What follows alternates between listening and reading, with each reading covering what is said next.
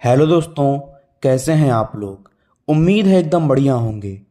पंचतंत्र कहानी की सीरीज में आज हम बात करेंगे ब्राह्मणी नकुल की कहानी, जो बीएमएस फर्स्ट प्रॉफ के लिए यूनिवर्सिटी एग्ज़ाम की दृष्टि से इम्पॉर्टेंट है। पंचतंत्र कहानी से 10 मार्क्स का एक क्वेश्चन पर ईयर पूछा जाता है। इस ऑडियो को सुनने के बाद आपको ये कहानी कंठस्थ हो जाएगी।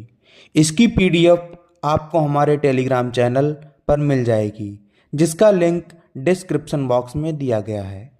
Let's start. किसी स्थान में देव शर्मा नाम का एक ब्राह्मण रहता था। उसकी पत्नी गर्भवती थी। उसने पुत्र को जन्म दिया। उसी दिन एक नकुली ने भी नकुल अर्थात नेवले को जन्म दिया तथा मर गई। तब पुत्र पर स्नेह करने वाली उस ब्राह्मणी ने अपने बेटे की तरह उस नेवले का रक्षण पोषण किया, किंतु वह उस नेवले पर विश्वास नहीं करती थी।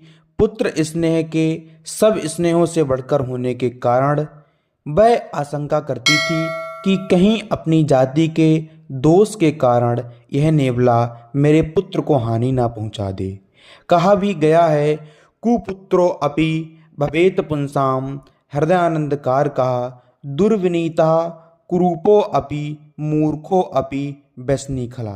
अर्थात उदंड, कुरूप, मूर्ख, व्यसनी तथा दुष्ट पुत्र भी अपने माता पिता के लिए हृदयानंद कारक होता है।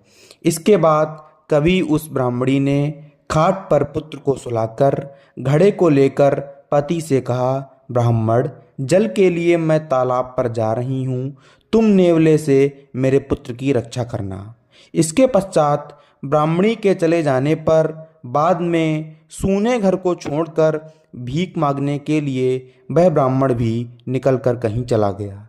इसी बीच संयोग से एक काला नाग बिल से निकला। नेवला उसे अपना स्वाभाविक शत्रु मानकर भाई की रक्षा के लिए सर्प के साथ युद्ध करके उसके टुकड़े टुकड़े कर डाले। इसके बाद खून से लथपथ शरीर वाला नेवला बड़े आनंद के साथ अपने कार्य को प्रकट करने के लिए माता के सामने गया। माता भी खून से भीगे मुख वाले उस नेवले को देखकर आशंका से भरकर विचार करने लगी, निश्चय ही इस दुष्ट ने मेरे बच्चे को खा लिया है। ऐसा सोचकर क्रोध से उसने उस नेवले के ऊपर जल से भरे घड़े को पटक दिया। इस प्रकार ब्राह्मणी नेवले को मारकर जब रोती हुई घर के भीतर आई तो उसने देखा कि उसका पुत्र उसी प्रकार सो रहा है। फिर पास में काले नाग के टुकड़े को देखकर पुत्रवध के शोक से अपने सिर व छाती को पीटना शुरू किया। इस बीच ब्राह्मण भिक्षा लेकर लौटता है। वह देखता है पुत्र शोक से संतप्त ब्राह्मणी विलाप करती हुई कह रही है, हे लोभी स्वभाव वाले लोभ के वशीभूत, तुमने मेरी बात नहीं मानी तो अब पुत्र के मृत्यु रूपी दुख वृक्ष के फल भोगो। निष्कर्ष, कुदृष्टम कुपरिज्ञातम कुश्रुतम कुपरीक्षितम तन्नरेण न कर्तव्यम। अर्थात बिना देखे, बिना सोचे समझे, बिना सुने या बिना परीक्षण किए हुए व्यक्ति को कोई कार्य नहीं करना चाहिए। कहा भी गया है, बिना विचारे जो करे सो पाछे पछताए। धन्यवाद।